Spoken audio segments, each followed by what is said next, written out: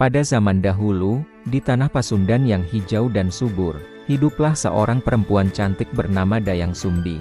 Ia tinggal di sebuah rumah kecil di tengah hutan dan menjalani hidup dengan tenang. Dayang Sumbi dikenal sebagai sosok yang rajin, baik hati, dan gemar menenun kain.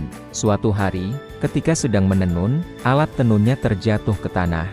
Karena kelelahan, Dayang Sumbi berdoa agar siapapun yang mengambilkan alat itu akan menjadi bagian penting dalam hidupnya. Tanpa disangka, yang mengambilkannya adalah seekor anjing ajaib bernama Tumang. Tumang bukanlah anjing biasa, melainkan makhluk titisan yang memiliki kekuatan khusus. Karena janji yang telah terucap, Dayang Sumbi menerima takdirnya.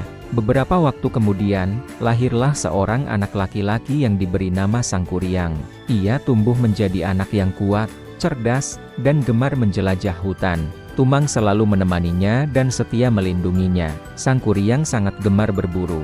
Suatu hari, ia pergi ke hutan bersama Tumang. Namun, karena suatu kesalahpahaman dan amarah yang tak terkendali, terjadi peristiwa yang membuat Dayang Sumbi sangat sedih. Ia menghukum Sangkuriang dengan keras, hingga anak itu pergi meninggalkan rumah dan mengembara jauh. Waktu pun berlalu, Sangkuriang tumbuh menjadi pemuda yang gagah dan tangguh. Ia telah melupakan masa lalunya dan tidak mengenali asal-usulnya. Suatu hari, dalam perjalanannya, ia bertemu dengan seorang wanita cantik dan anggun. Wanita itu adalah Dayang Sumbi, yang karena anugerah para dewa tetap terlihat muda dan tidak menua oleh waktu. Tanpa menyadari hubungan darah di antara mereka, Sangkuriang jatuh hati dan ingin menikahi wanita tersebut. Namun, Dayang Sumbi mulai merasakan keganjilan. Ia melihat bekas luka di kepala Sangkuriang, luka yang sangat ia kenal. Saat itulah ia menyadari bahwa pemuda itu adalah anaknya sendiri. Dayang Sumbi sangat terkejut dan berusaha menggagalkan niat tersebut tanpa menyakiti hati Sangkuriang. Ia mengajukan syarat yang sangat sulit. Sangkuriang harus membuat sebuah perahu besar dan sebuah danau luas hanya dalam satu malam sebelum fajar menyingsing. Dengan kekuatan dan bantuan makhluk gaib, Sangkuriang mulai mengerjakan tugas itu. Pohon-pohon ditebang, tanah digali, dan air mulai menggenang membentuk danau besar. Perahu raksasa hampir selesai sebelum pagi tiba. Melihat hal itu, Dayang Sumbi menjadi cemas. Ia memohon pertolongan agar fajar datang lebih cepat.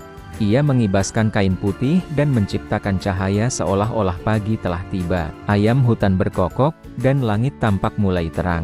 Merasa gagal karena waktu telah habis, Sangkuriang sangat marah. Dalam amarahnya, ia menendang perahu besar yang hampir selesai itu.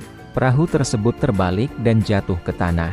Perahu yang terbalik itulah yang kemudian dipercaya menjadi Gunung Tangkuban Perahu. Danau yang telah dibuat perlahan mengering, sementara bekas-bekasnya menjadi bagian dari alam pegunungan di sekitarnya. Sangkuriang menghilang, dan Dayang Sumbi kembali hidup dalam kesunyian, menyimpan penyesalan dan pelajaran berharga tentang amarah dan kesabaran. Hingga kini, Gunung Tangkuban Perahu berdiri megah di tanah Jawa Barat.